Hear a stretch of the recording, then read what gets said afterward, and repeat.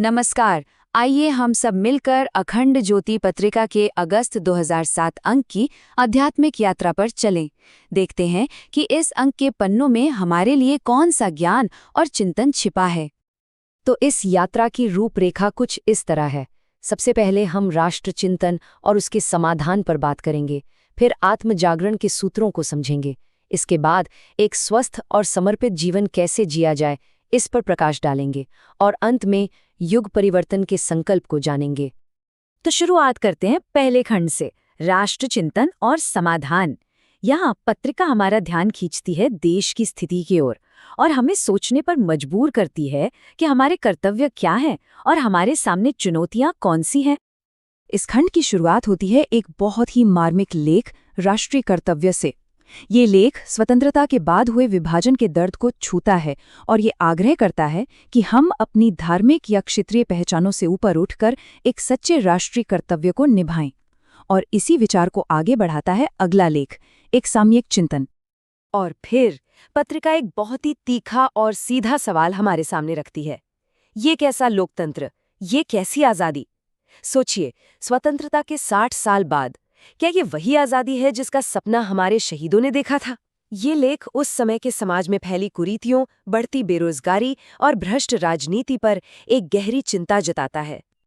अब देखिए, इस लेख का जो निष्कर्ष है वो कितना शक्तिशाली है। इसमें साफ कहा गया है, जब तक जनमानस जागेगा नहीं, बदलाव कैसे आएगा? मतलब असली बदलाव किसी राजनीतिक व्यवस्था से नहीं, बल्कि हम सबकी जागी हुई चेतना से ही आ सकता है। असल शक्ति तो जनता में ही है। अच्छा, पत्रिका सिर्फ समस्याओं की बात नहीं करती, बल्कि उनके समाधान भी बताती है। जैसे आओ करें पानी की खेती लेख में वर्षा जल संचयन यानी रेन वाटर हार्वेस्टिंग के महत्व को समझाया गया है। एक और लेख है जो बताता है कि युग परिवर्तन के लिए हमारे विचार ही सबसे बड़े अस्त्र शस्त्र हैं। साथ ही पर्यावरण से जुड़ी चेतावनियों पर, जिन्हें हम अनदेखा कर रहे हैं, और एक मजबूत राष्ट्र बनाने के तरीकों पर भी बात की गई है। तो ये तो हुई राष्ट्र की बात। चलिए अब यहाँ से आगे बढ़ते हैं दूसरे खंड की ओर, जो हमें बाहरी दुनिया से भीतर की ओर ले जाता है, आत्म जागरण के सूत्र। इस खंड की शुरुआत होती है एक बहुत गहरे पाठ से। ईश्वर को प्रिय है अनुशासन। ये हमें सिखाता है कि प्रकृति के नियम अटूट हैं और सबके लिए एक समान है। फिर एक लेख है जो कठिनाइयों को देखने का हमारा नजरिया ही बदल देता है। वो कहता है कि कठिनाइयां कोई अभिशाप नहीं, बल्कि इंसान के लिए सबसे बड़ा वरदान है, क्योंकि वही हमें मजबूत बनाती है। और फिर एक भक्ति गाथा है जो दिखाती है कि सच्ची भक्ति हमें किसी भी मुश्किल से लड़ने की ताकत कैसे देती है। और यहाँ देखिए, गायत्री मंत्र के एक बहुत ही महत्वपूर्ण शब्द सवितुः के वैज्ञानिक और आध्यात्मिक अर्थ को कितनी खूबसूरती से समझाया गया है।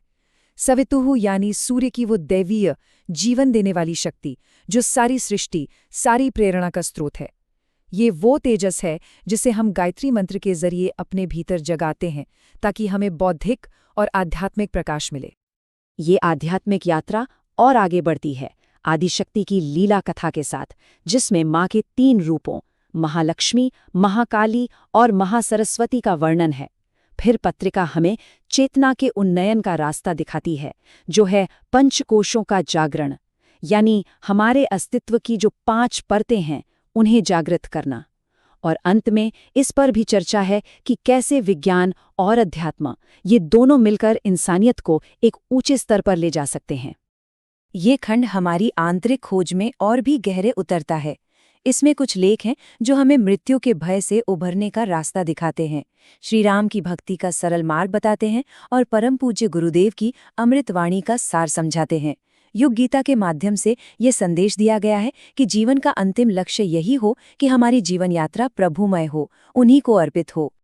तो भीतर के ज्ञान को समझने के बाद अब पत्रिका हमें ये सिखाती है कि इस ज्ञान को अपने रोजमर्रा के जीवन में कैसे उतारें, ताकि हमारा जीवन स्वस्थ भी हो और समर्पित भी। यहाँ हमें एक उद्देश्यपूर्ण जीवन के लिए कुछ बहुत ही व्यवहारिक कदम बताए गए हैं। पहला, वानप्रस्थ परंपरा को फिर से जीवित किया जाए, यानी जीवन का एक हिस्सा समाज की निस्वार्थ सेवा में लगाया जाए। दूसरा, हमारा आहार कैसा हो, आयुर्वेद के नजरिए से इसे समझाया गया है।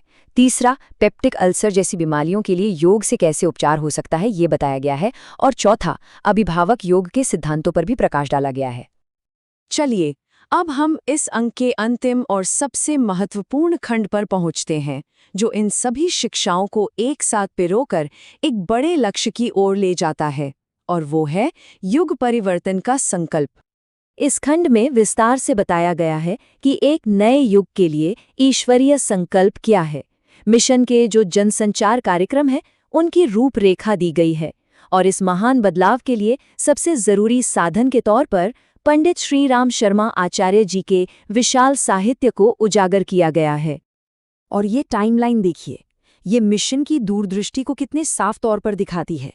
2007 में अगले 4 सालों के लिए एक बहुत महत्वाकांक्षी योजना बनाई गई थी, जो 2011 में शुरू होने वाले और 2012 में समाप्त होने वाले भव्य शताब्दी समारोहों की तैयारी थी। पत्रिका का समापन कई अलग-अलग स्तंभों से होता है, जो इसके संदेश को और मजबूत करते हैं।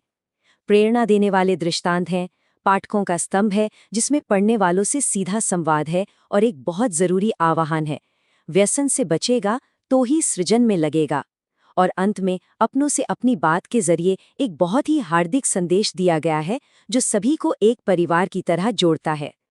तो अगर इस पूरे अंक का सार एक लाइन में कहा जाए तो वो ये है कि एक बेहतर समाज और एक नए युग का रास्ता हर व्यक्ति के भीतर से होकर गुजरता है। जब तक हमारा आध्यात्मिक जागरण और आत्म परिवर्तन नहीं होगा, तब तक बाहरी बदलाव संभव नहीं है।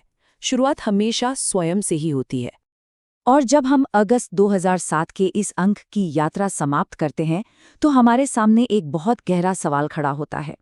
अगर दुनिया का परिवर्तन सच में हमारे भीतर से ही शुरू होता है, तो वो कौन सा एक छोटा अनुशासित बदलाव है जिसे हम आज से ही अपने जीवन में अपना सकते हैं, ताकि उस नए युग के निर्माण में हमारा भी कुछ योगदान हो सके।